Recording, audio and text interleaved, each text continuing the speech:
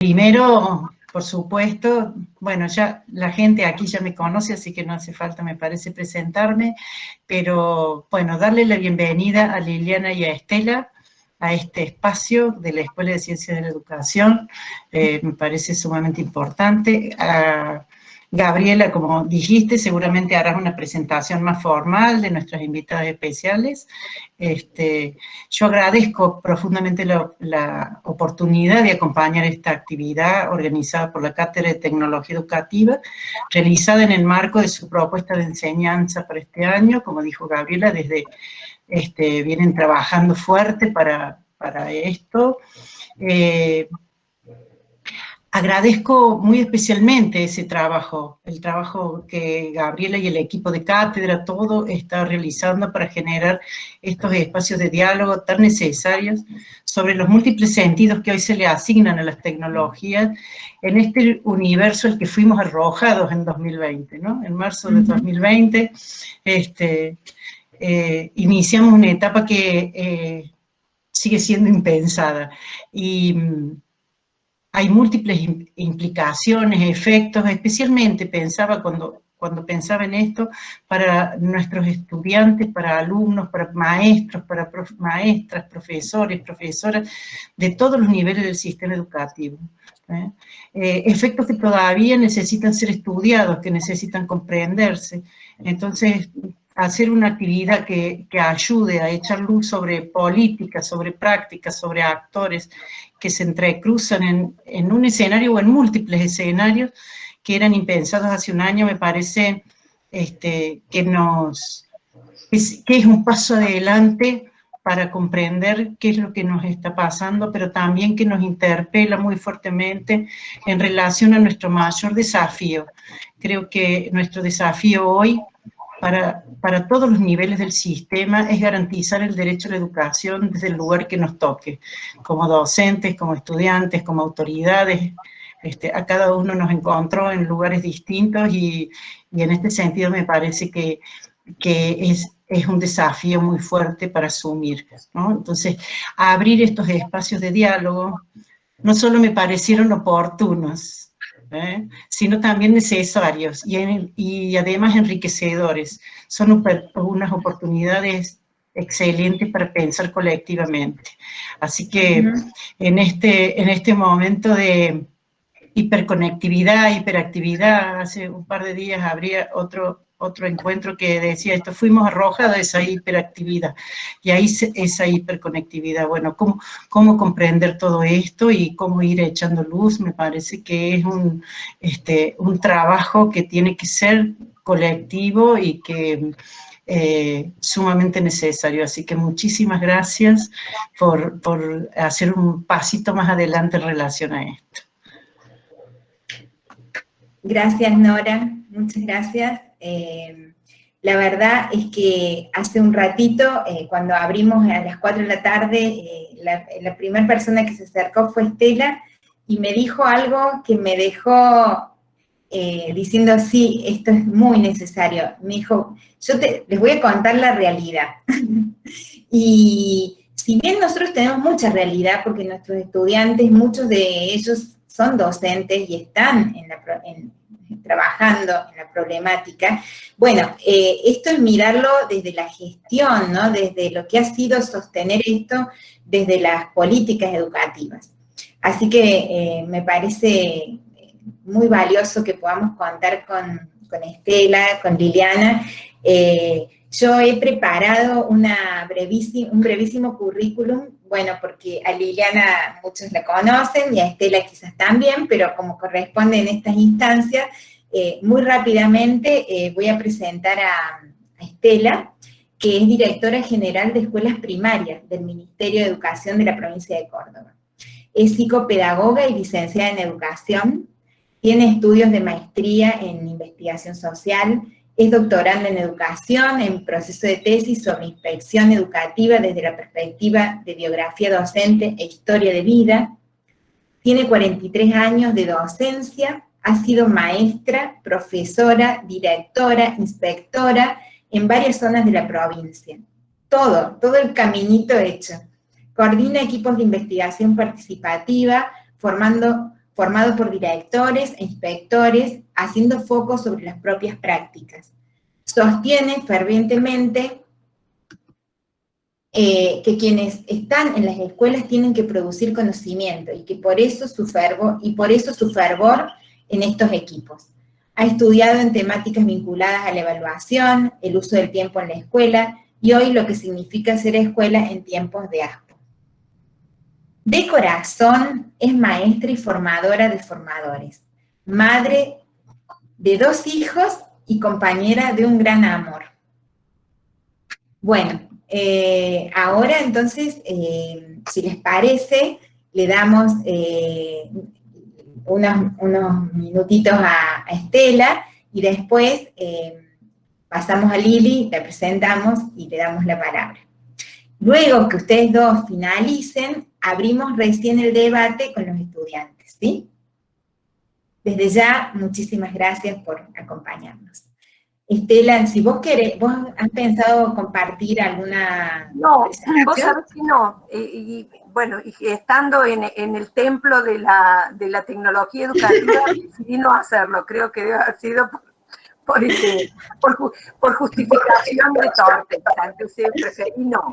Pero bueno, yo como te leo a vos, la leo a la Terigi y a todas ellas, digo, también las cuestiones de las virtualidades son armar estas cuestiones de contexto y no irme tras ciertos dispositivos, herramientas o algunas cositas que parecería que estoy muy evolucionada y en realidad no lo estaría tanto. Bueno, así que vamos a priorizar la posibilidad esta de conversar. La saludo a Yael Funes, a quien, bueno, conocía mucho a su hermana, que trabajaba con nosotros, así que Yael, bueno, buenas tardes. Seguramente voy a encontrar más gente ahí. Gracias por esta distinción, la valoro mucho. Muchas gracias. Un gusto, Yael. Y a Pao Roldán, bueno, a la profesora Nora Lanfrey, que ya la saludé particularmente. Yo he sido alumna en una de las cátedras que estabas con Inés, con Miranda, con Estela. Con Estela. Y bueno, y de años, y con Lilia Abrate, con quien tengo la suerte, el gusto de trabajar y que venimos haciendo ya algunas cosas muy lindas en comunidad con educación superior y educación primaria, y la verdad que le vamos a dar un giro, ¿no es cierto, Lili? A las cuestiones, ¿cómo vamos a generar desarrollo profesional? Sería la cosa, ¿no? Bueno, y mi querida Paola, con la que he trabajado en el programa de formación situada, que es otra forma de desarrollo profesional, y bueno, y con el INSEP. Yo partiría de algo, sin volverme muy lírica, que es un tema que tengo, que me vuelvo lírica pronto. Miren, en un congreso, yo decía, ¿cómo empiezo? Decía yo el año pasado, ¿no? ¿Cómo empiezo? Entonces yo me puse a pensar cómo podría yo de acá, si pudiera vivir más, encontrarme con mis tataranietos. Digo, le pongamos 150 años más adelante, digamos como lo que vemos nosotros ahora, 150 años para atrás. Y yo le diría, ¿no?, que hubo un tiempo en el último siglo, el siglo XXI, en el que la escuela no fue ni en tal ni en cual lugar con un único domicilio. Hubo una época donde la historia educativa pasó por los cientos y miles de casas de los estudiantes y de los maestros. Y seguía asimismo habiendo escuela. Hubo un tiempo cuyas consecuencias fueron y siguen siendo fundamentales en la educación y en la sociedad. Lo que no podría ser sin lo ocurrido y lo vivido. Esa es la idea que tengo yo, y también de mucho abrevar y leer autoras como Inés Dussel, Nadia Terigi, una chica de Córdoba, bueno, la estamos leyendo también, a la Ruth Groffel, a Adriana Fontana, bueno, a la profe Gabriela Zabursky, a Liliana Abrate, a la Marisa Yuri, No, Juri, perdón. Ustedes saben que a ella no le gusta que le digan Yuri, es Juri. Bueno, digo que lo que va a venir, que lo que va a hacer, que Marie también lo plantea, es por lo que hemos vivido. Es por lo que hemos vivido. Bueno, y tomando un texto que escribió justamente Abrate y Juri en el 2011, yo encontré un pedacito de una entrevista que habían hecho las chicas, en la que dice una docente, en la página 110, Lili, nunca me planteé que la escuela podría ser pensada con otro formato. ¿Cómo pensar en enseñar sin aula? Fue una visionaria la colega en el año 2011 plantear eso. ¿Por qué? Porque nuestras apreciaciones y nuestras ideas de la escuela tienen que ver, obviamente, con los espacios y con el caminarlo.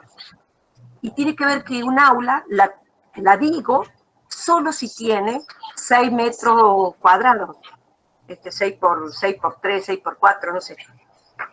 Y que el tiempo de la escuela pasa por los timbres y el tiempo de aprender pasa por un mosaico que organiza un currículum. Esas representaciones que son de años son las que operan más o menos a favor de los cambios y a favor de aceptar lo que no se podía tener porque no hay parámetros para entender lo que nos pasa. Eso nos pasó en el 2020. Yo, chicas, chicos, sé que hay varones, el otro día ingresé, yo había dejado el 18 de marzo del 2020 mi cuaderno, trabajo con cuadernos, se los había ofrecido a Gabriela Zabulski para que haga una investigación con mis cuadernos. Tengo ese defecto de profesión de escribir. Y volví a la oficina, a donde yo tengo, allá en la calle Santa Rosa, y estaba todo como lo dejé. Todo. Abierta la página del 18 de marzo del 2020. Y pasó un año, más de un año. Y yo dije para mí, en este 2020 y en este 31 de diciembre, primero de diciembre del 21, como dicen, ¿no? El juego de cosas, como que sigue el 2020. Yo dije, mira lo que es poderse encontrar con esto que yo dejé y he tenido el privilegio de haberme encontrado con lo que dejé. Y no quiero tocar lo sensible del corazón de cada uno, pero estoy segura que muchos de ustedes, como yo, hemos tenido que despedir mucha gente en el 2020 y que habían dejado la hoja del cuaderno puesta el 18 de marzo y no la pudieron volver a abrir. Eso a mí, digo, si tiene impacto, tiene impacto humano esto, ¿no? En ese sentido, ¿no? De despedirse, de qué es lo que dejo, de qué es lo que, de lo que vendrá. Y como decía esta docente, ¿y cómo puedo pensar una escuela sin aula? Pero el 19 de marzo nosotros lo tuvimos que pensar así. Y ustedes, que acá hay muchos docentes de escuelas primarias, debe haber de los secundarios y del profesorado que están haciendo ahora su licenciatura, de verdad que nos pudimos rearmar muy rápidamente, tratando de hacer lo que, bueno, la profesora Zabulski, citando a San Martín Alonso, habla del bricolage digital, ¿no? Que nos fuimos, bueno, el bricolage, nos fuimos armando como pudimos, va. Me encantó, Gabriela, el bricolage digital, pero de verdad no lo conocía, no conocí el concepto y lo leí por un texto tuyo. Bueno, la cuestión fue esa, que el 19 dejamos de ir a la escuela, al 20 ya estábamos trabajando con los niños. Si queremos decirle, como dice la profesora Zabulski, citando a ese autor, le digamos el bricolage digital o le digamos que asumimos lo que pudimos. La dirección de primaria en el 2020 tenía inscriptos alrededor de 244.000 niños y niñas. Bueno, y tenemos 1.712 escuelas. todas, el día 19 de marzo seguían funcionando. Ustedes saben, nosotros empezamos el año haciendo un cálculo de situación, un estado de situación, mirando cómo están los chicos, cómo nos distribuimos los grados y demás, pero estábamos a esa altura recién armando o revisando nuestro PEI. El 19 de marzo se nos acabó lo que veníamos haciendo y hubo que pensar y darse, estas oportunidades de mirar hacia adelante. En eso, nosotros en primaria hemos usado mucho unos textos de Ernesto Laclau, donde él dice, en el año 93, miren, ¿no? Toda novedad o diferencia siempre lo es en relación y en desadecuación a un contexto que ya estaba antes del acontecimiento, aunque sus efectos o los efectos de su presencia no sean unívocos. Él dice, todo acontecimiento supone un salto, una discontinuidad, en donde se produce una inflexión, de lo posible a lo imposible. Bueno, él después sigue hablando, ¿no? En el libro de Populismo, en el 2005 también lo vuelve a tomar, dice la sociedad es un imposible porque no hay discurso que la pueda representar en su totalidad. En el momento que la quiera representar en su totalidad sería el imposible. Bueno, nosotros tomamos del 19 de marzo en adelante, todo el 2020 lo tomamos en la dirección de primaria, con nuestras escuelas, con las 1712, como ese jugar con el imposible. Y darnos cuenta que había un momento de inflexión que nos iba a dar, como dice el mismo Laclau, oportunidad, porque el imposible lo que da es oportunidad. Para contarles esto, yo desde mi corazón de la investigación, Gaby les dijo, yo trabajo con biografías, trabajo con trayectorias de vida, esa es la línea que yo sigo, puramente cualitativa, y donde las voces de la gente tiene, para mí, alto valor. Entonces, todo el año, nosotros hemos ido, el año 2020 también, pidiéndole a los inspectores, a los docentes, a los directivos, a los equipos de apoyo que fueran hablando, que fueran diciendo su palabra y viendo lo que les sucedía. Cuando yo presento aquí, me va a gustar decirles que vean un texto de Boaventura de Sousa Santos, el de los mapas. Se ríe Nora. ¿Viste, Nora? Es maravilloso ese, ¿no? Habla de los mapas. Y es muy interesante porque dice que el espacio es impensable sin el tiempo y que es una unidad muy compleja. Y que los mapas son representaciones. Representaciones que tienen una escala, una proyección y una simbología. Cuando uno va a presentar, algo, si yo quiero presentar de la dirección general, puedo utilizar una escala como la de los mapas, muy grande, donde se van a perder ustedes detalles. Y yo les voy a decir y les voy a hablar de los tantos miles, ya después les puedo contar cuántos miles de burbujas tenemos hoy. 21.000 burbujas. O cuántos miles de docentes somos. Ven, una escala muy amplia. Y puedo mostrar algo.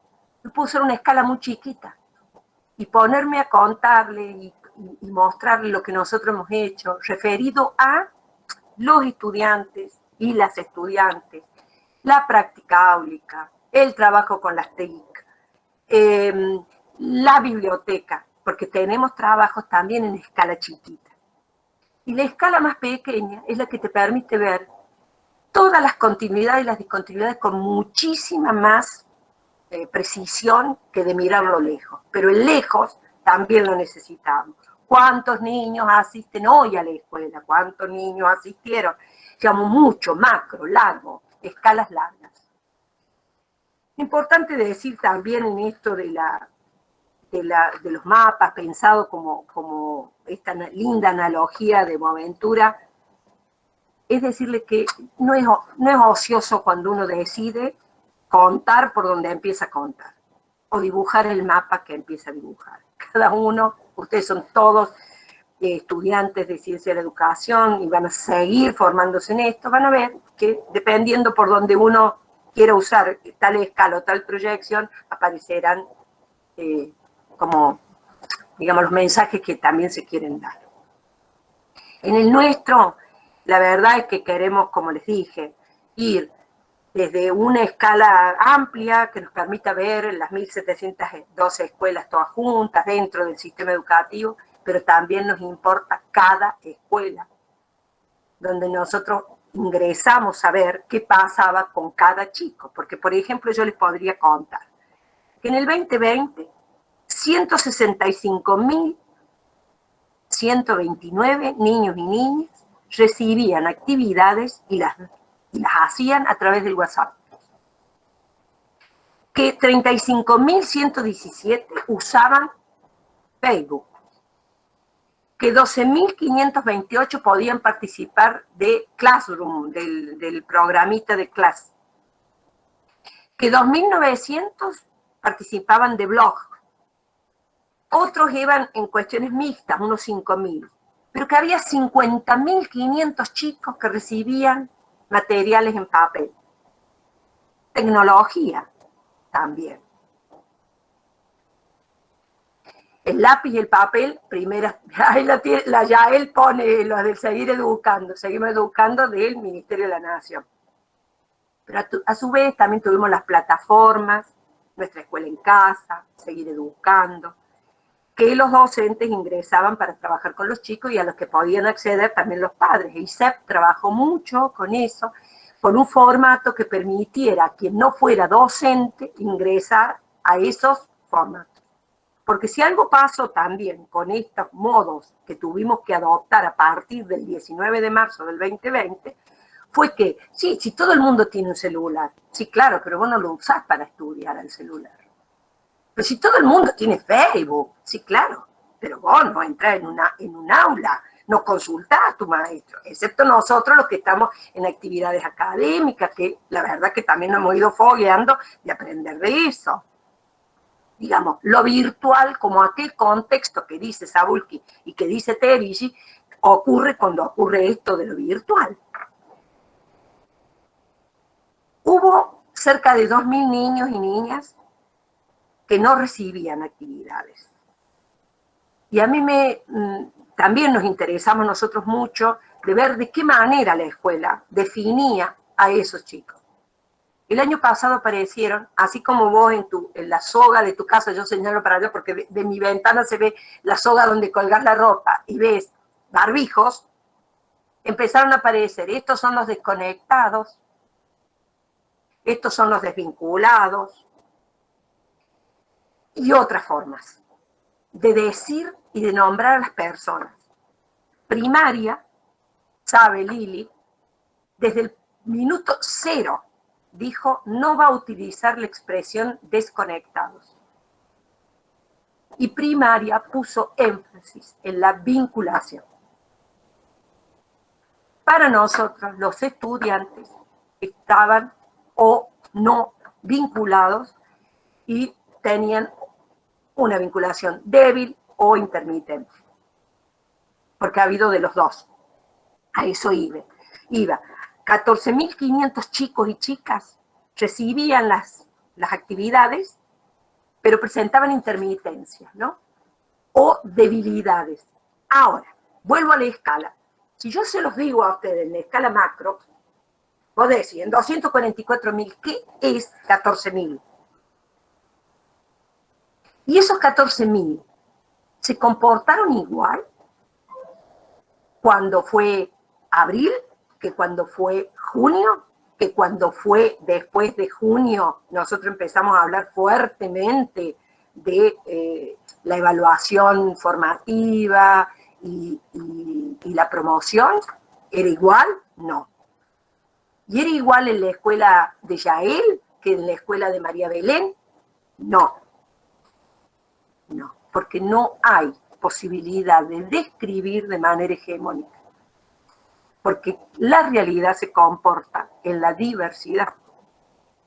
Y nosotros tenemos 1.712 formas. Pero aún en la escuela 1.700 las aulas como espacio entre un docente, un estudiante, una estudiante y el conocimiento no se comporte igual aún en los 6 grados de la primaria.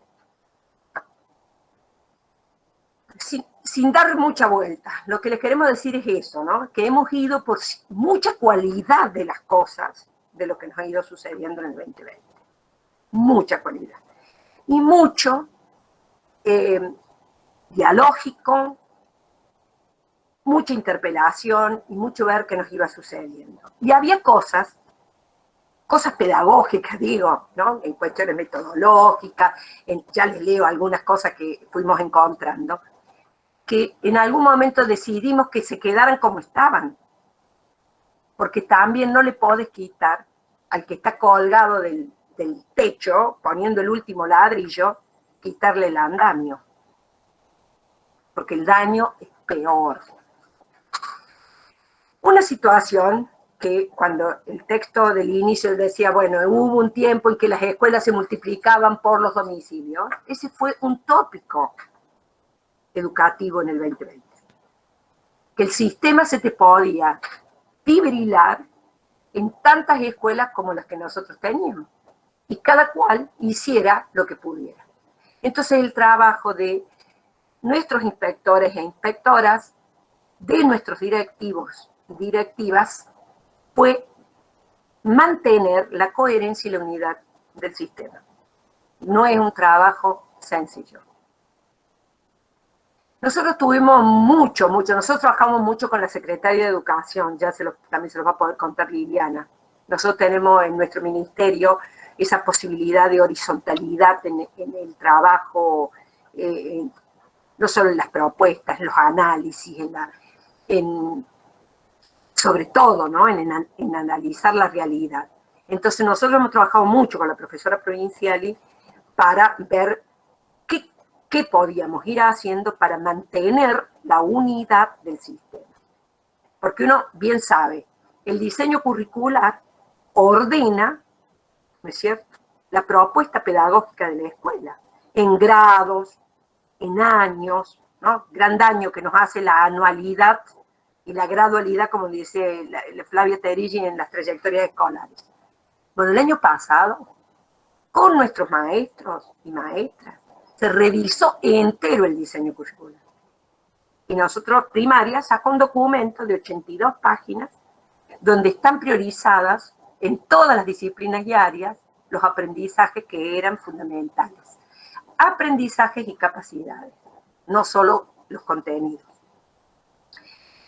Precisamente este año, como retome de eso, nosotros debemos trabajar, porque tenemos un año de unidad pedagógica, sobre todo, trabajar las progresiones de aprendizaje. Es decir, cómo leer se va manifestando a lo largo de 6 años de escuela. Y cómo incardinado, ¿no? De primero, segundo, tercero, y así sucesivamente hasta sexto.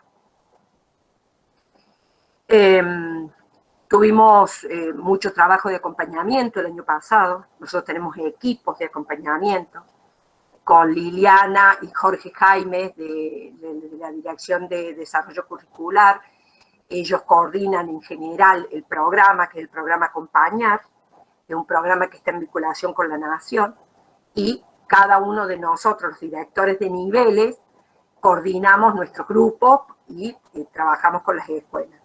Con ese grupo del Acompañar, que su base fue los tutores del PNFS, y bueno, después les vamos a contar lo que hicimos con las revinculaciones ahora en febrero, pero con ese grupo nosotros buscamos también hacer un trabajo muy focalizado para colaboración con las escuelas, pero planteando que no venía un sujeto con supuesto saber a traerte a vos, que pobre sonsa que no sabe, o vos pobre sonso que no sabe tal cosa, te vengo a traer el auxilio. Sino, primaria viene trabajando fuerte ya hace un tiempo, que el apoyo y el acompañamiento en educación en realidad no es del auxilio de un profesional que viene a ver qué es lo que te pasa a vos y él te va a decir lo que vos tenés que hacer para generar un espacio de apoyo. y un espacio de acompañamiento que se construye desde las demandas y desde los saberes que la gente tiene. Entonces hemos trabajado muchísimo con la demanda, y no es una cuestión fácil, no sale tan sencillo en una escuela generar una demanda. Tenés el malestar, cito a Lucía Garay, tenés malestar, tenés conflicto, tenés esa cosa inespecífica que no sabes qué diablos te pasa, pero de decir, bueno, ahora esto es lo que yo necesito, cuesta. Y nuestros equipos de apoyo, bueno, van en búsqueda de eso.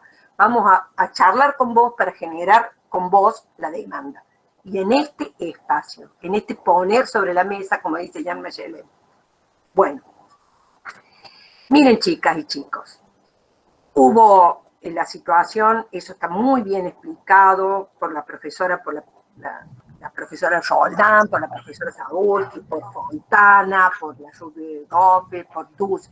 Nosotros hemos tenido en el 2020 una muestra muy particular, muy clara, evidente, de brecha, ¿no? De lo que nos faltaba, de cosas que verdaderamente, yo digo, bueno, faltaba, pero faltaba de antes, como decía Ernesto Laclau. Ya, ahora este acontecimiento se pone en evidencia otra vez, pero las cuestiones de inequidades, los faltantes en algunos lugares, dónde se te acumula el que falta, por qué en tal lugar nosotros tenemos que mandar más cuadernillos en formato papel que no usar la compu o usar el teléfono, ¿se dan cuenta? Bueno, esas brechas, la verdad, que las vimos notablemente, y salimos al encuentro. El ministro Groban dijo, las computadoras que están en la escuela, sáquenlas, préstenlas. Y se prestaron más de 2.000. En algunos hubo limitación, la necesitaba la gente, y no se las podíamos prestar porque no sé qué cosa no tenían del programa que no les habilitaba. Vos lo sacabas de la red de la escuela y no dejaban de funcionar, Gabriela, no sé cómo se dice eso. Pero bueno, eso fue un limitante. Pero lo mismo prestamos más de 2.000 para que los chicos las tuvieran en sus casas. El tema de la conectividad, las escuelas tienen conectividad, más o menos, pero el problema no estaba en que si tengo la conectividad en este sacrosanto lugar cerrado que se llamaba escuela, y la gente no lo tenía en su casa. Y después la cantidad de recursos. ¿Cuántas computadoras tenés vos en tu casa y cuántos hijos tenés? Digo, yo acá en este recinto donde estoy, somos 4 personas grandes, adultos, todos con actividades académicas, los 4 tenemos computadora de mesa, y a su vez tenemos una netbook, y teléfonos que funcionan. Bueno, ¿vieron? También hay inequidades en todos los sentidos. Ahora, ¿qué era lo que se proponía en la escuela? Y nosotros como sistema, ¿qué es lo que decíamos? No perdas el sentido de tener escuela. Que esa fuga del no se puede porque no tiene tal cosa, no implicará no encontrar también otras tecnologías para llegar a los chicos. Las formas que, por ejemplo, en departamentos del norte cordobés, los docentes encontraron para que en los lugares más remotos, porque hay poblaciones, lo que se llaman dispersas, para que les llegaran los cuadernillos, con la policía, con el que llevaba el repartidor, con lo que sea. Que ahora sí, nosotros que somos todos pedagogos, le podemos encontrar, volvemos a la escala chiquita, ¿cuál es el problema? ¿Saben cuál era el problema? Que la respuesta a lo que vos hiciste como estudiante con tu actividad te llegaba tarde. Y hay una cosa, las docentes viejas que decían, la oportunidad, la corrección oportuna, te decían, cuando yo empecé a ser maestra, ¿no? Bueno, ¿qué es eso? Es en el momento que cuando lo hiciste, antes no ni te preguntaba por qué lo hiciste así, lo habías hecho. Entonces, pero hasta entrar en la lógica de por qué lo construiste así, por qué lo dijiste así, quedaba retardado. Entonces, con algunos inspectores trabajamos con un tipo de dispositivo, ¿se acuerdan las llamadas, guías de estudio, ¿no? Donde la autovalidación queda incluida en el texto. Entonces, hasta que vos vuelvas a ver a tu maestra, ya por lo menos sabes como cuando haces el crucigrama, si esta palabra la puse bien o no la puse bien. Aunque no sea la más absoluta interacción que es la que nosotros necesitamos. Porque también se malinterpreta el cara a cara, se malinterpreta lo que es interacción. Entonces, tecnología también es eso, como les digo, y el buen criterio y la creatividad de los maestros hizo que eso apareciera. Pero fueron apareciendo cosas como a diario, y a las que fuimos abordando a diario. Ahora yo les digo a ustedes, tan mal era lo que sabíamos los maestros de las cuestiones digitales, de las cuestiones de armar una guía de estudio.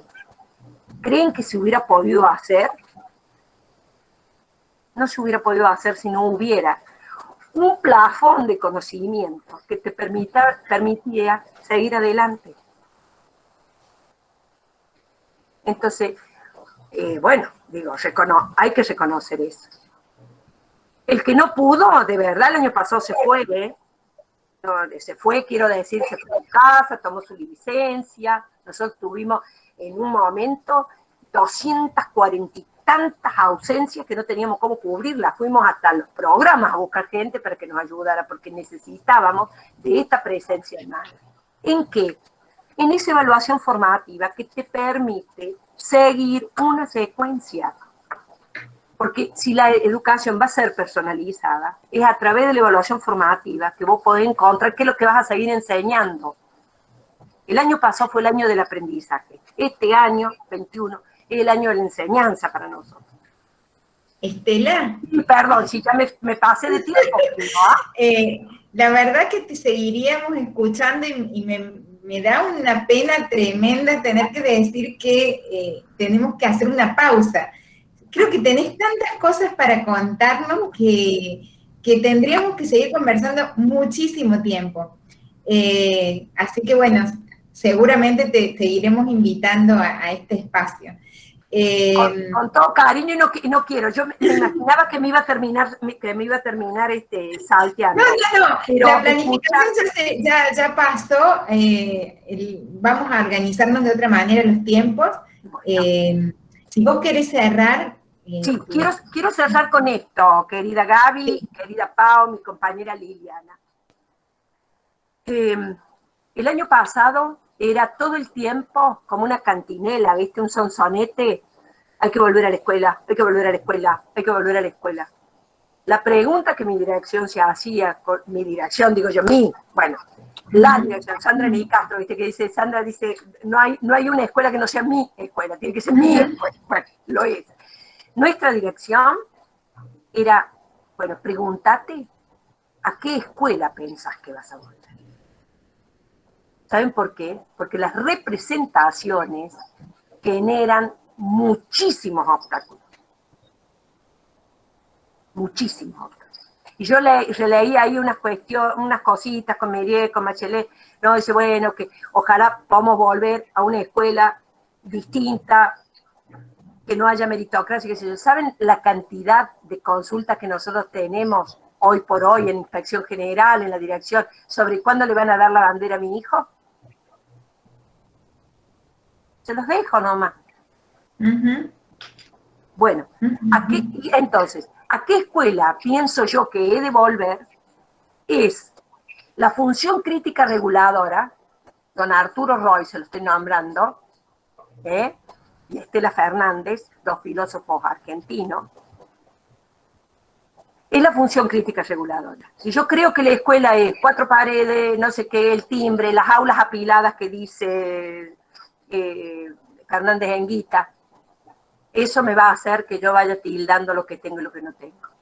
Y yo les quiero decir, queridas colegas, que escuela hemos seguido teniendo, que la escuela primaria de Córdoba funcionó, que tuvo 6.000 alumnos de 6º grado en intensificación, pero que ¿saben cuántos han quedado solo que no van a poder ingresar a primer año? 250 chicos. Por razones múltiples, que también tenían que ver con decisiones de la familia. Digo, queremos hablar en gran escala de efectividades, hablemos de números y hablemos de eso. A mí me sigue importando que cada número tiene un nombre, tiene una vida, y para adelante. Yo muy agradecida a mis colegas docentes, porque la verdad que le han puesto todo lo que había y un poquito más para que, como les digo, hubiera unidad y escuela. Gracias, Gaby, querida. Gracias. No, gracias a vos, Estela. Ha sido riquísimo tu experiencia. La verdad que seguiríamos horas escuchándote. Pero esto no termina acá. No te vayas, por favor. La vamos a escuchar a Lili, que la voy a presentar. Y sí, te presento, bueno, porque Liliana, muchos de ustedes la conocen, porque no solamente ha sido profesora, es profesora de la Escuela de Ciencia y la Educación en la materia de pedagogía, sino que además ha sido directora de la escuela, ha tenido una participación muy activa en la escuela, así que todos la conocen, pero bueno, en este momento está invitada como directora general de Educación Superior del Ministerio de Educación de la provincia de Córdoba. Bueno, además podría decir muchas cosas de Lili, sus publicaciones, su equipo de investigación, pero no quiero llevar tanto tiempo en esto para escucharla en su valiosa experiencia que seguramente también nos puede compartir. Así que bueno, lo que vamos a hacer es lo siguiente, vamos a modificar el formato de clase que teníamos para aprovecharlas al máximo ustedes dos. Cuando vos, Lili, termines, hacemos un intercambio y lo que quede de todo esto que estamos viviendo lo vamos a recuperar en las tutorías que tenemos la semana que viene. Así que modificamos formato, pero para poder escucharlas a ustedes. Gracias. Bueno, yo en primer lugar voy a usar una filmina solo para ordenarme, para no irme demasiado por las ramas, que voy a caer en la misma tentación de contar y contar. En primer lugar, quería agradecerles a todos ustedes, a todos y a todas, la posibilidad de compartir, porque como dijo recién la Gaby, la Escuela de Ciencia ha sido y sigue siendo en parte mi casa, solo que ahora estoy en este lugar que tan amorosamente el Ministerio de Educación me invitó y a la que no pude resistirme. La tentación fue muy grande, solo que allá por diciembre del 19 no teníamos ni idea de lo que iba a acontecer, la pandemia no era posible imaginarla, así que bueno, se imaginan ustedes toda la vida hablando de los desafíos pedagógicos y ahora asumiendo semejante desafío pedagógico. Pero bueno, es lo que nos atrapa, es la vocación que nos atrapa siempre, el entusiasmo, el compromiso, así que espero poder compartir un poquito de la experiencia inmensa que estamos viviendo desde el Ministerio, junto con Estela y junto con tantos colegas que nos acompañan. Y la verdad que me entusiasmó muchísimo el título de esta invitación, Enseñar con tecnología entre la necesidad y la oportunidad, porque es muy pertinente a lo que vivimos durante todo el año. Lo vivimos así, recién Estela decía, del desafío de asumir la posibilidad en el imposible, tomando estas ideas de la CLO tan interesantes, y la verdad que los asumimos como un desafío solo porque pensamos que era posible hacerlo desde la posibilidad colectiva de la invención, de desplegar la invención. Esto fue posible porque toda la comunidad educativa, todos los docentes, no dijimos no, al contrario, inmediatamente nos pusimos a pensar cómo era posible, si era posible, no lo dudamos, nos lanzamos a la posibilidad de hacer escuela aún cuando teníamos nuestro edificio cerrado. Y en el caso concreto del que voy a hablar, que es el de la formación docente, en realidad es un desafío que se materializó nutriéndose de desafíos históricos, ¿no? Porque la formación docente siempre fue un desafío, nunca tuvimos respuestas acabadas para nuestro trabajo, pero siempre teníamos por delante la gran pregunta de qué significaba ser docente, esta aventura de ser docente a futuro. Miren, yo tomaba una cita de Cristina Davini, en el año 1995, Cristina Davini, gran formadora de maestros, en un libro clásico que fue casi fundante del estudio acerca de la formación docente, ella decía: los debates y las propuestas en torno a la formación de los docentes y su perfeccionamiento tienden a emerger con fuerza en los momentos más críticos, sea por la insatisfacción respecto de los logros de la escuela o sea por procesos de cambio político. Y hoy deberíamos agregarle también por situaciones sanitarias. Pero en uno o en otro caso siempre el tema, la preocupación por la formación docente es un desafío que está teñido de incertidumbre, teñido de la gran pregunta: ¿cómo será el oficio de enseñar en las próximas décadas? En el caso de Córdoba y la responsabilidad que asumí desde la Dirección General de Educación Superior, esto lo trabajamos con el conjunto de institutos que conforman el nivel superior de la provincia en cuanto a la formación técnica, que suman un total de 57 institutos, y en esos 57 institutos tenemos 24 carreras de formación de educación primaria, 17 carreras de nivel inicial, 70 carreras de los profesorados de educación secundaria. Acá comprende todas las disciplinas: matemática, historia, lengua y literatura, etcétera, etcétera. Tenemos 15 carreras de formación docente en disciplinas artísticas, 12 carreras técnicas de las disciplinas artísticas, y dentro de esas instituciones también tenemos escuelas que tienen niveles obligatorios. Algunas son las escuelas normales, otras son escuelas como el Cipoli, que acá hay una profe de esa escuela, y que nos exige un trabajo también de articulación con los niveles obligatorios, con las direcciones de los niveles obligatorios, para que lo que acontece en estas escuelas, en el nivel inicial, en el nivel primario, en el nivel secundario, también esté en sintonía con lo que se decide con el conjunto del sistema. En ese sentido, yo quiero decir, como recién decía Estela, el trabajo colaborativo que hacemos para las escuelas normales ha sido fundamental contar con el aporte y el diálogo, los encuentros, las largas tardes de reuniones a través del Meet que tuvimos con Estela, con la profesora Delia Provinciale, secretaria de Educación, la gente que dirige el nivel secundario, etcétera.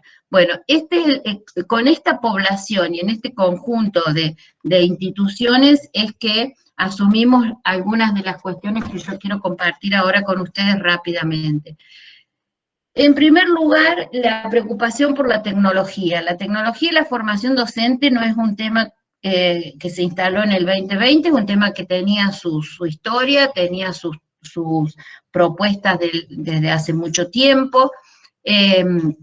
Ustedes estuve mirando ahí en la unidad que ustedes trabajan en esta asignatura, tienen una conferencia de Inés Dussel muy interesante que ella dio el año pasado, allá por agosto, en una de sus charlas que tuvo a nivel internacional, y quiero traer una de las ideas que ella sostenía en preguntándose por el formato escolar, y que la relaciono con esto último que dijo Estela sobre el sentido de la escuela, y cómo pensar la formación docente desde ahí. Ella ahí dice: la institución educativa en los nuevos escenarios o en los distintos formatos encuentra su sentido, encuentra su especificidad en la validación de saberes, ¿no? Nosotros siempre hablamos la escuela como el ámbito privilegiado de la transmisión del conocimiento, de la cultura, y cómo ese sentido, más allá de los escenarios, se sostiene y le da especificidad. También en el caso de la formación docente,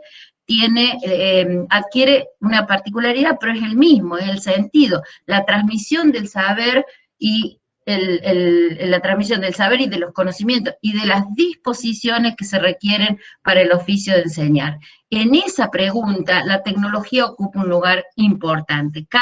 No es inédito, siempre lo ocupó, porque tecnologías hubo siempre, ¿no? Ahí les invito a escuchar a Inés Dussel, que ella como historiadora trae el análisis de los escenarios y de los artefactos que históricamente constituyeron la escuela y cómo eso debía ser apropiado por los docentes. El uso del pizarrón, por ejemplo.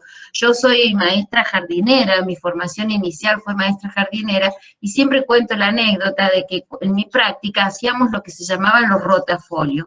Es una antigüedad, muchos de ustedes seguro que ni lo conocieron. Los rotafolios eran como filminas que nosotros armábamos.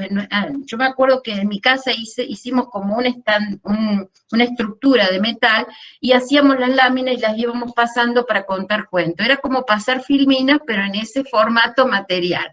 Bueno, eso eran artefactos, esas eran tecnologías.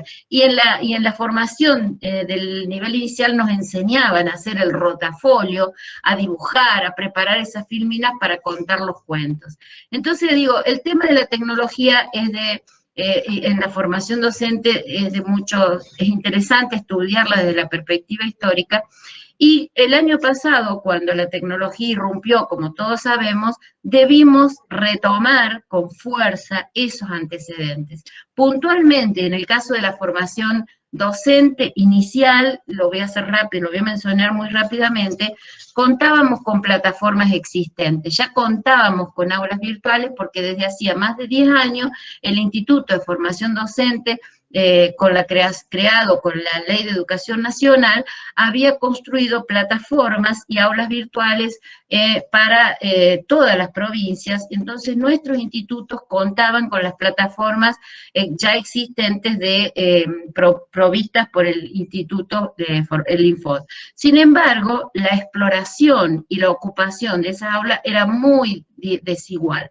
Había instituciones que venían trabajando con mucha fuerza, con mucha predisposición, con un dominio muy claro de la herramienta y de las posibilidades pedagógicas que implicaban sus diseños, y otras que apenas las habían explorado y todavía tenían mucho por andar en su dominio. Entonces, la tecnología comenzó el año pasado, comenzamos a trabajar los desafíos tecnológicos procurando identificar la situación que teníamos en los institutos en relación a esta tecnología existente. Pero también tuvimos que trabajar con el cierto malestar y ciertas inquietudes de la primera etapa, porque algo dijo recién Estela también, el espacio y tiempo, que son como categorías estructurantes de la escuela y por tanto de la formación docente, estalló, la temporalidad estalló.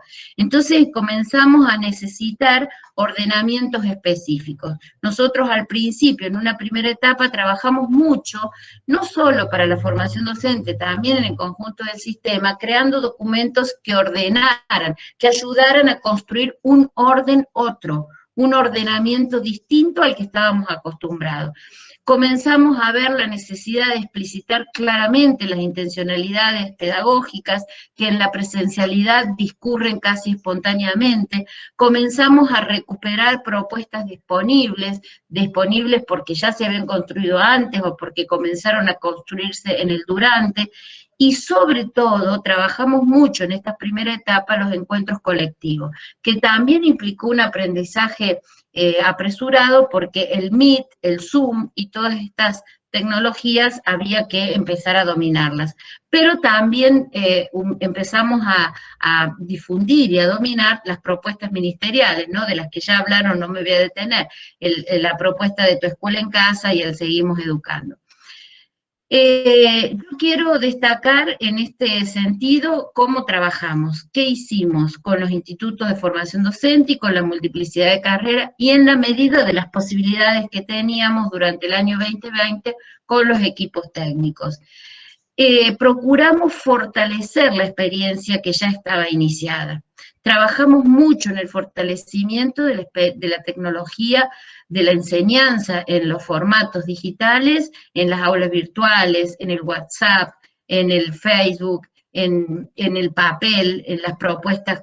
Recién Estela comentaba, nosotros teníamos relatos de docentes del nivel superior que contaban cómo el coordinador de curso transitaba por bicicleta en las calles para acercarle a un estudiante para que ese estudiante le acercara a otros 5 estudiantes la propuesta en papel cuando no tenían el acceso a la tecnología digital. Una de las cuestiones a la que le pusimos mucha atención fue cómo sostener y acompañar la propuesta de enseñanza en esos soportes. Lo digo así porque no es solo subir una tarea, subir una actividad, subir un texto. Los estudiantes nos decían, los estudiantes de nivel superior, ¿no? Nos decían, no podemos, hubo un momento en que decía, no podemos, no tenemos tiempo material, tiempo suficiente para leer la cantidad de documentos y de textos de PDF que tenemos que leer.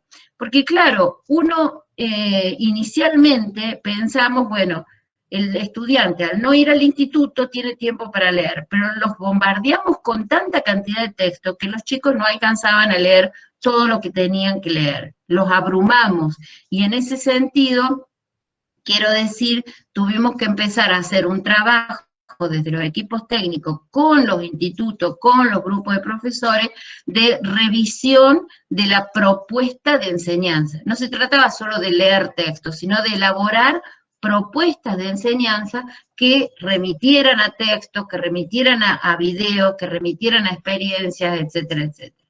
Entonces, las orientaciones fueron, trabajamos mucho en elaborar orientaciones pedagógicas, organizativas y normativas. Organizativas, porque nosotros tenemos en el nivel superior regulaciones que dan por obvia la presencialidad. Y en ningún momento de su regulación, de su expresión, esas regulaciones, quienes trabajan en el nivel superior conocen el RAM, el ROM, el ROI, son todas siglas que usamos para designar esas regulaciones. Esas regulaciones dan por obvia la presencialidad. Entonces, al volver a repasar esas regulaciones para pensar la virtualidad, exigió un montón de precisiones, adecuaciones, que además necesitábamos construirlas con los institutos. El otro día yo estaba haciendo el informe de gestión del año pasado y conté que durante el año realizamos más de 25 reuniones desde la dirección con los supervisores y los directores de los institutos. Todos los meses tuvimos reuniones a través de estas pantallas, ¿no? Cosa que no ocurrió nunca, porque siempre se generaban reuniones presenciales, con la dificultad de los viajes y demás. Bueno, pero las orientaciones las pudimos construir dentro de estas posibilidades con la participación activa de muchos directivos, de muchos equipos directivos. Por supuesto, algunas fueron más regulativas, digamos, más estrictas, y otras fueron o generaron más flexibilidad. ¿Qué le pusimos especial atención y en qué seguimos trabajando? En la evaluación, los acuerdos de la evaluación formativa fueron muy trabajosos. La provincia de Córdoba fue la primera que en el Consejo Federal de Educación, allá en junio, julio, se plantó muy firmemente en sostener la evaluación formativa, y si ustedes recuerdan los comentarios de los medios de comunicación, recordarán la resistencia que significó, porque los padres decían, si no le ponen notas, mis chicos no van a poder estudiar. Y eso, en el nivel superior, significaba trabajar con nuestros estudiantes la evaluación formativa. ¿Qué significaba la evaluación formativa? Bueno, los espacios de la práctica docente, en un principio hubo una discusión nacional respecto a la posibilidad de la práctica docente. Nosotros no dudamos nunca. Quiero decirles, yo personalmente, y con las autoridades del ministerio, Estela recordará, dijimos, si los docentes de las escuelas de los niveles obligatorios están dando clase en la virtualidad, la práctica docente tiene que ser esa. No podemos suspender la práctica docente hasta la presencialidad cuando en realidad en las instituciones educativas se está enseñando de esta manera. Así que trabajamos mucho para generar orientaciones y lograr que nuestros estudiantes tempranamente se instalaran en esas aulas virtuales, en esos WhatsApp, en esos acompañamientos a los estudiantes. Pero lo logramos y tenemos solamente grupos minoritarios de estudiantes que no pudieron acreditar su práctica docente el año pasado. Bueno, en relación, en el tercer punto, referido a los diseños curriculares y sus prioridades, lo que acababa de decir Estela es lo siguiente: los diseños curriculares también en la formación docente los desarmamos, los analizamos de arriba para abajo, de aquí para allá, porque tuvimos que establecer prioridades de conocimientos, de contenidos, de actividades, de espacios, etcétera, etcétera. Esos proyectos formativos que se establecieron prioritariamente en cada institución, hoy son el punto de partida para continuar en la formación docente. Y en ese sentido priorizamos lengua y matemáticas, porque también tenemos equipos con los que trabajamos y trabajamos de manera articulada con los niveles obligatorios. Trabajamos mucho con los coordinadores de enseñanza y otros actores que nos acompañaron en los institutos de formación docente. Tenemos equipos formados por coordinadores de enseñanza y por los CIPES. Los CIPES son coordinadores institucionales de políticas estudiantiles que tienen un trabajo muy cercano con los estudiantes y fueron los que más nos permitieron volver a conectarnos con los estudiantes que se habían desvinculado. Bueno, menciono esto y quisiera dar tiempo a las preguntas, así que lo último que quiero decir es que en varias ocasiones debatimos, analizamos y repasamos esta cuestión del optimismo y el pesimismo pedagógico. Miren, como decíamos en varias ocasiones, entre tantos temas que se hicieron visibles en los escenarios virtuales y en la formación docente, la oscilación entre el optimismo y el pesimismo tiñó muchas actividades y muchos posicionamientos. Yo recuerdo siempre un texto, un libro que seguramente ustedes han leído, de Inés Dussel y de Marcelo Caruso, que se llamaba De Sarmiento a los Simpson, donde ellos muy creativamente nos preguntaban si quedaría algún espacio para el mito transformador. Discutían esto del optimismo y del pesimismo y optaban, frente a la pregunta, por un optimismo localizado. Yo creo, localizado y situacional. Yo creo que hicimos eso. Yo creo que asumimos la posibilidad de sostener la escuela, de transformarla con un optimismo acotado, un optimismo localizado. Y eso es la esencia de la pedagogía, porque si no creyéramos y no sostuviéramos en cierto optimismo, no podríamos ser educadores. Y se agudizaron las reflexiones sobre la escuela que fue, la escuela que es, la escuela que deseamos, la escuela que queremos que sea. Esas reflexiones nutrieron todas las acciones que tuvimos para con la población desvinculada y nuestra gran preocupación por recuperarla, y el compromiso con la experiencia, como decía recién Estela, de escuchar los relatos, la palabra, la voz de quienes están viviendo la situación cotidiana en cada uno de nuestros institutos. Eso lo hicimos no solamente con un relevamiento que se inició a nivel nacional, sino también con experiencias que fuimos publicando en nuestra revista de EFI, en el volumen 6, en el cual también está el artículo de la profesora titular de esta cátedra, Gabriela Zabulski. Yo ahí tomé una palabra de ella, una expresión de ella, que es muy importante para este debate sobre el optimismo y el pesimismo, que es cómo pensar las tecnologías. Las tecnologías, dice ella en ese artículo, en la que habla del bricolage, dice: las tecnologías dejan de ser un fin en sí mismo. Y el dominio del instrumento se entiende como un paso para construir un diálogo entre generaciones para la formación ciudadana y para la innovación. Entiendo que ese es el desafío que hoy tenemos por delante, ya dejar de discutir si la tecnología sí, si la tecnología no, si quisiéramos ya dejar este debate entre el optimismo y el pesimismo para dar lugar a la innovación. Bueno, eso era lo que traje para acá. No sé si pude cerrar la presentación, creo que sí. Estuve apurada, hablé muy rápido.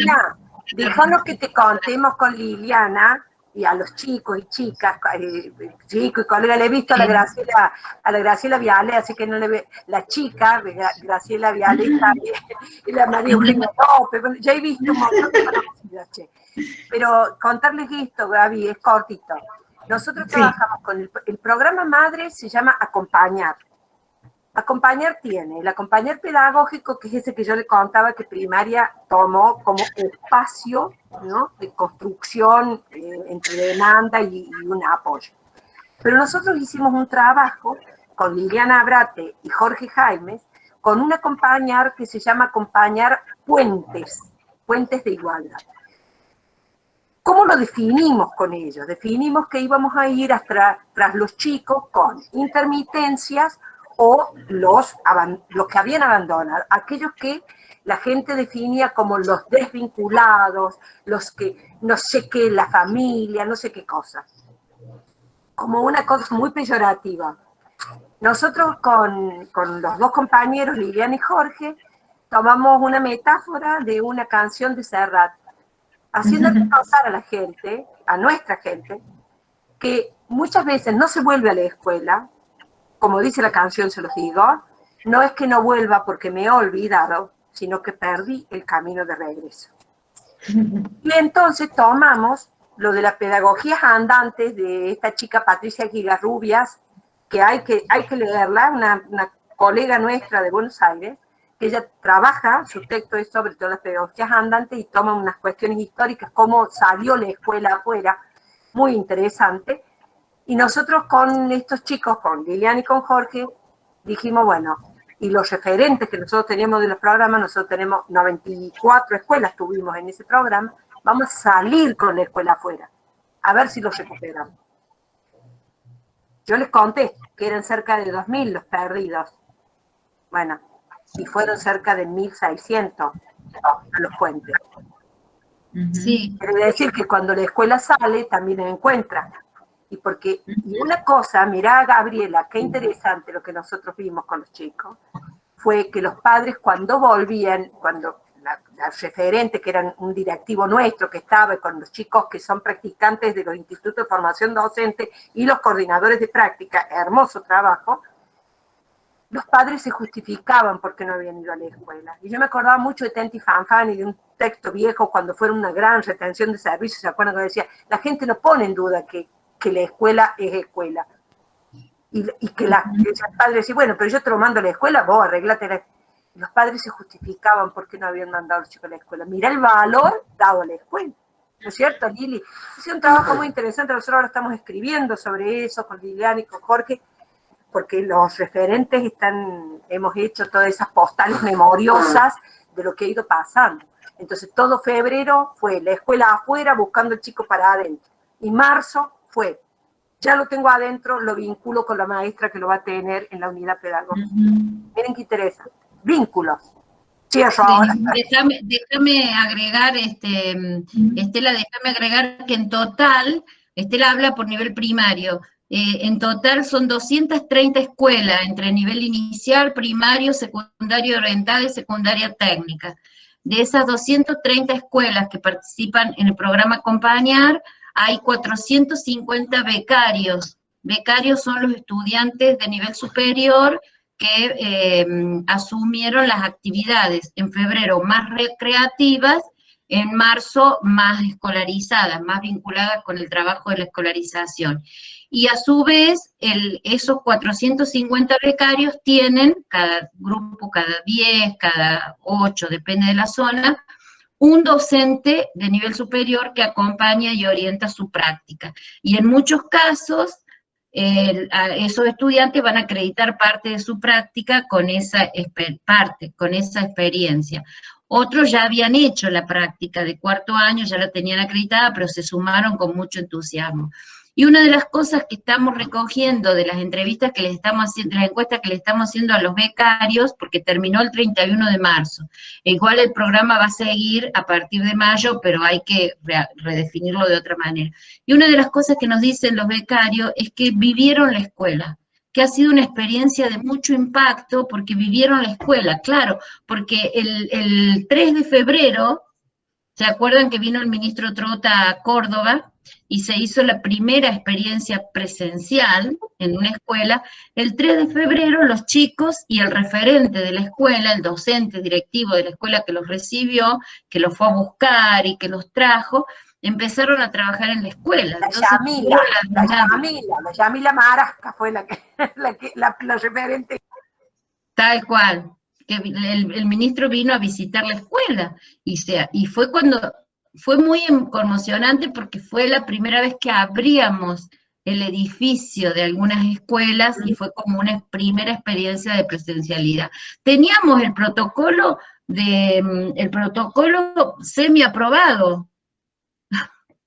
Teníamos el protocolo semi-aprobado, o sea, estaba casi listo, pero no se había firmado, y bueno, había que poner en marcha y empezar a vivir esto de la escuela con barbijo, con el distanciamiento, aireados y todo eso. Así que la verdad, una intensidad enorme en todas estas experiencias. Bueno, lo primero que me surge después de escucharlas es que cualquier pregunta que hagamos va a ser tan puntual que lamentablemente por los tiempos que tenemos, no va a permitir dar cuenta de toda la riqueza que ustedes han compartido con nosotros. Lo primero que quiero hacer es que todos las 100 personas que estamos hoy aquí, activemos los micrófonos y les demos un aplauso. ¿Por qué? Porque yo creo que es mucha gestión. La verdad es que la gestión tiene un enfoque, tiene una visión de escuela, tiene un sentido político que ustedes lo han dejado más que claro, y me parece que eso es gestión desde una perspectiva. O sea, ustedes trabajan en equipo, hay muchas cosas que nos dejan pensando respecto a cómo hoy está pensando el ministerio llevar adelante esta política educativa. Así que lo primero que quiero es que todos les demos un aplauso. Sí, sí.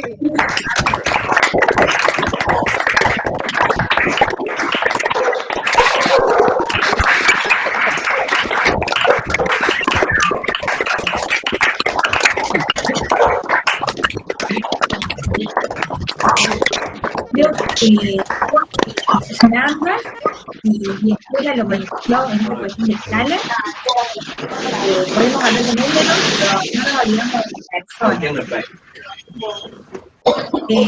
Ahora sí les pido un segundito más para cerrar esto, que desactiven los micrófonos. Esto es un poco autoritario, pero bueno, así es en este contexto de tecnología. Nos quedan unos pocos minutos para cerrar este evento. Nosotros hemos tenido algunas preguntas, no muchas, yo creo que todos estábamos cautivados escuchándolas, y hay algunas poquitas preguntas, pero que en realidad yo lo voy a resumir. Aquí aparece una respecto a preguntar el vínculo más específico entre la didáctica y el uso de las tecnologías. Eso aparece como una pregunta. Y en realidad yo quisiera englobar esa pregunta, porque quizás nos llevaría a un debate que no vamos a tener tiempo de resolver en esta instancia, pero también se pregunta, que dice, ¿qué les parece que va a quedar en relación a esto después de la emergencia sanitaria? Entonces, yo tomo esa pregunta de algún compañero que la puso, no sé si en Instagram o el chat por aquí, y una de las cosas con las que cerraba Estela decía que el gran reclamo era que había que volver a las escuelas, ¿no? Hay que abrir las escuelas. ¿Y a qué escuela decías vos, Estela? Entonces, tomando esa pregunta del compañero, ¿qué queda después de este año, no? ¿Cómo volvimos? ¿Y qué es lo que, si ustedes tienen algunos elementos de lo que hoy está pasando en estas 21.000 burbujas? Yo no sé si esto era solamente de nivel primario. Solo primaria. Imaginemos que entonces son otro tanto el resto del sistema, ¿no? O más.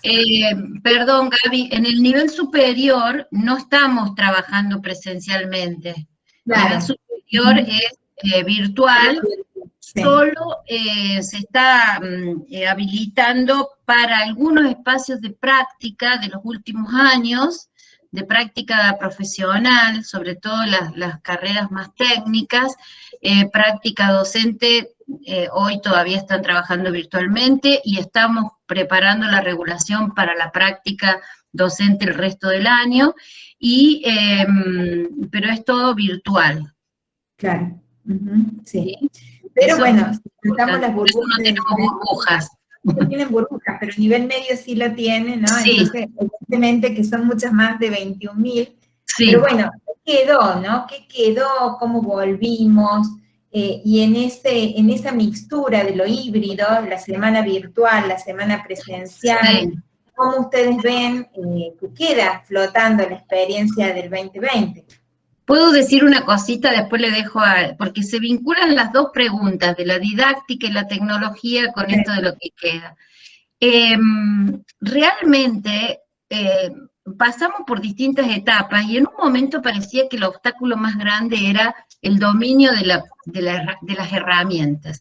Pero ahí nomás surgió claramente que no era solo el dominio de las herramientas, sino cómo la propuesta didáctica, y muchas veces se perdía el enfoque de la enseñanza al trasladar a esa herramienta o a ese espacio. Nuestros estudiantes de nivel superior, en su práctica, porque como les dije recién, hicieron su práctica virtual, ¿no? Advertían ellos mismos que cuando querían pensar una propuesta de clase, terminaban haciendo una propuesta, ellos decían, caímos en el conductismo, terminamos haciendo una propuesta conductista porque se nos corría el enfoque al pensar.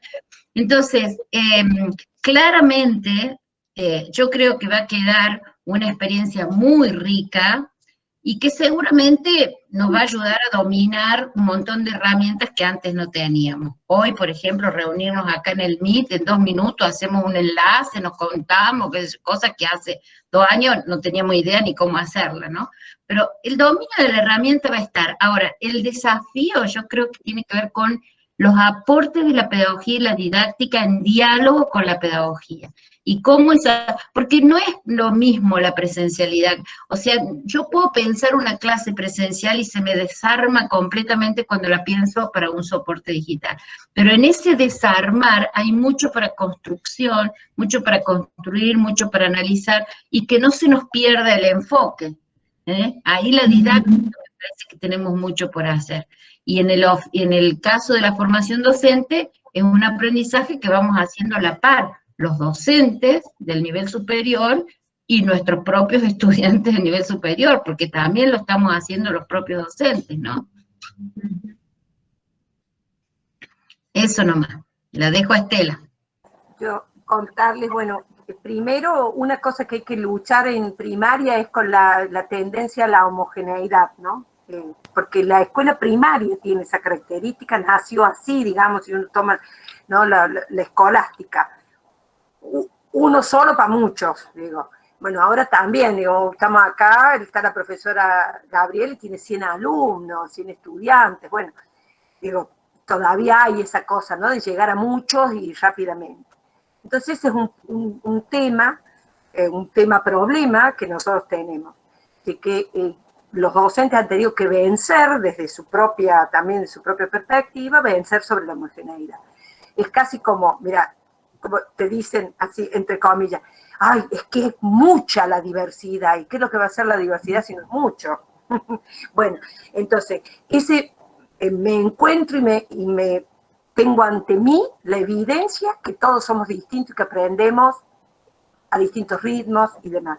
Yo creo que esas cosas son las que van a venir a quedarse, digamos, romper con la homogeneidad, empezar a entender que nos podemos conocer más, la evaluación formativa lo va a traer, como dijo Liliana, y respecto de, pensando en la cátedra, en tu área, en Gabriela y chicos y chicas, es decir, bueno, ¿qué propuesta didáctica hago para que incorporo las herramientas, los dispositivos digitales, los que me hagan falta, pero al servicio, que eso lo dicen las autoras, entre las que está la profesora Kisaguski, es fundamental, el método va primero, Terigi también lo dice, primero tengo que pensar qué es lo que quiero dar, por qué lo quiero dar, y después empiezan a aparecer todo lo otro.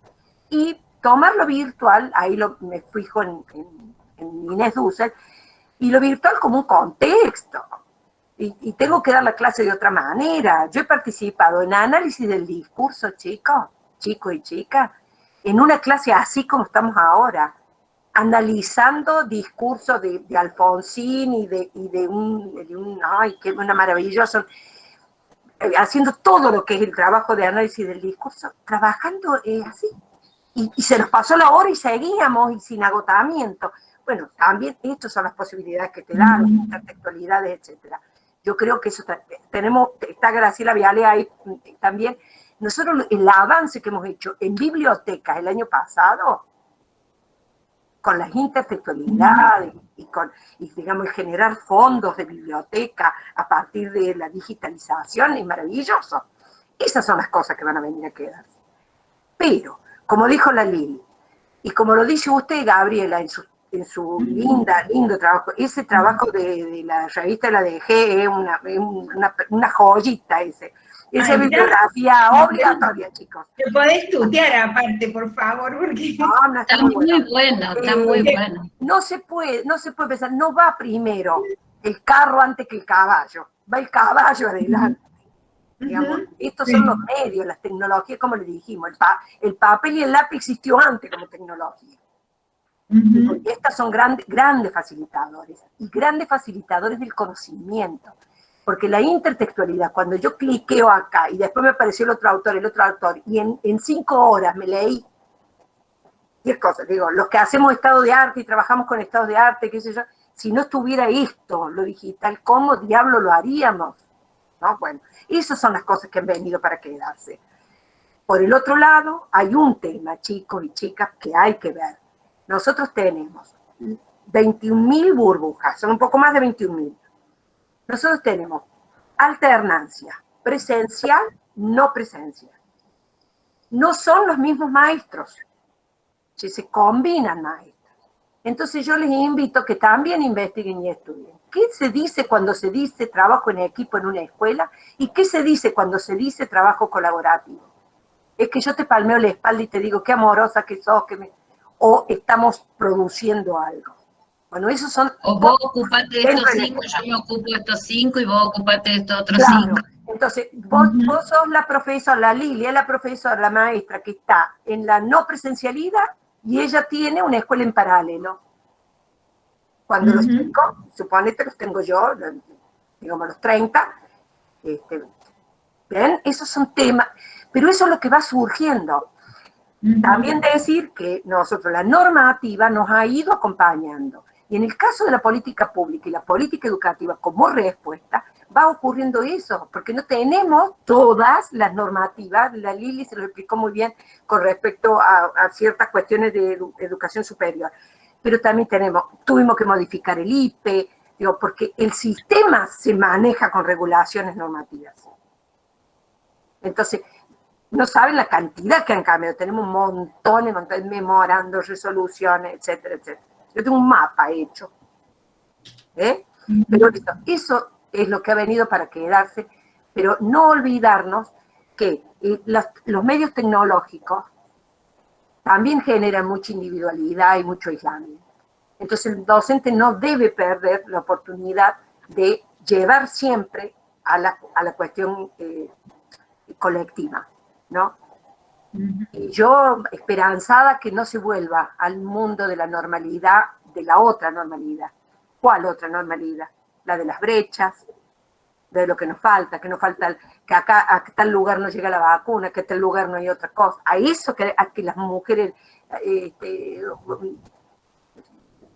problemas familiares, etc. ¿Para qué va a volver ahí? No volvamos ahí, vamos para adelante, sigamos para mejor. Bueno, nuevamente agradecerles mucho, nos han dejado muchas cosas para pensar. Yo en lo personal tengo muchas preguntas que seguramente las iremos compartiendo con todos los estudiantes en este semestre que vamos a estar juntos. Preguntas y bueno, y algunas reflexiones, no respuestas, pero sí algunas reflexiones, tomando muchas de las cosas que ustedes nos han traído hoy, que por suerte se articulan hermosamente con las lecturas que ellos están haciendo, ¿no? Porque esto es una clase. Nuestros estudiantes en el marco de la Unidad 1 tienen un recorrido teórico que va en coherencia y con lo que ustedes nos han traído. Y realmente muchas de las cosas que fueron especificando, justamente los autores que tomamos, que seguramente ustedes son colegas con los que vienen trabajando, sin duda, Terici, Castorina, Sadowski, bueno, seguramente creo que hay muchos puntos de encuentro entre lo que ustedes plantearon y las lecturas que ellos están haciendo.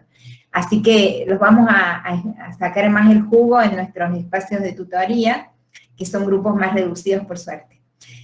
Así que bueno, sumamente agradecidas, ha sido muy valioso.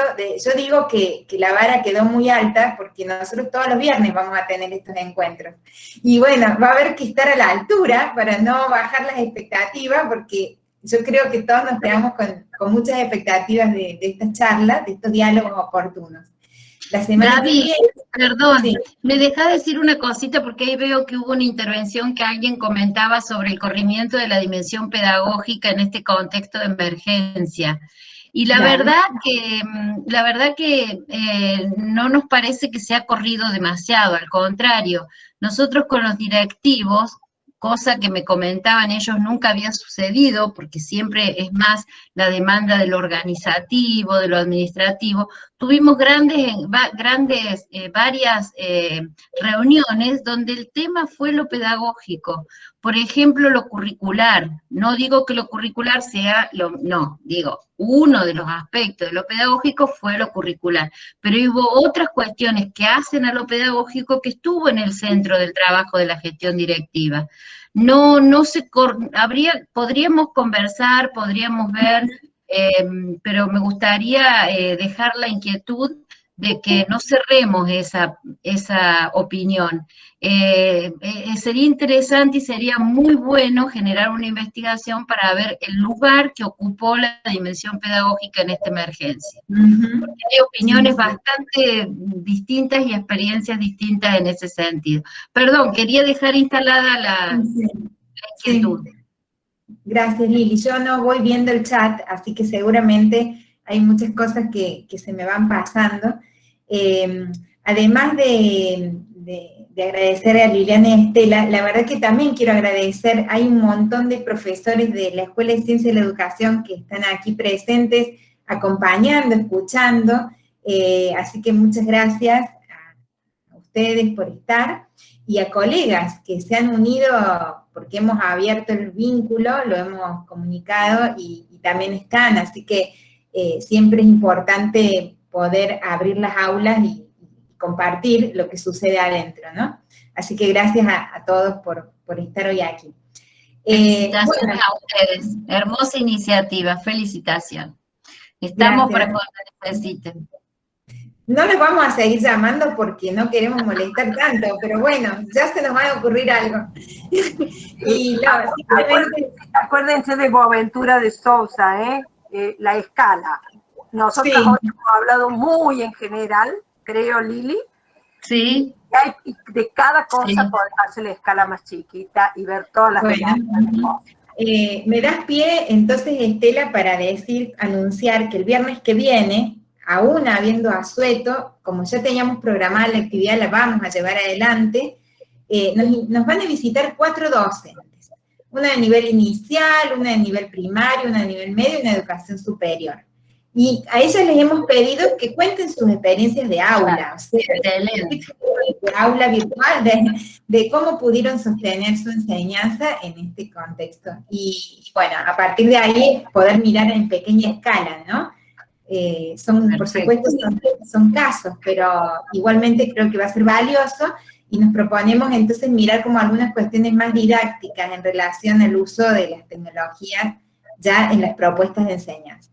Así que bueno, seguimos nosotros en la cátedra trabajando, muchísimas gracias, y este espacio también está abierto para lo que ustedes consideren que podemos aportar, ¿por qué no? Por ahí hay algo, un ida y vuelta, ¿no? Que Seguro. Bueno, un chau al Gonzalo, a la Marieta, a la María Eugenia López, a la Gracielita Vialeva, bueno, son los que he ido viendo que estaban. Grandes conocidos, buenos compañeros de toda la vida. Gracias, profesora Saúl. Hasta luego, chicos. Chao. Suerte. Gracias, muchísimas gracias. Que ha estado en Instagram. Felicitaciones. Ha estado también en el chat, en Telegram, para poder sostenernos a todos.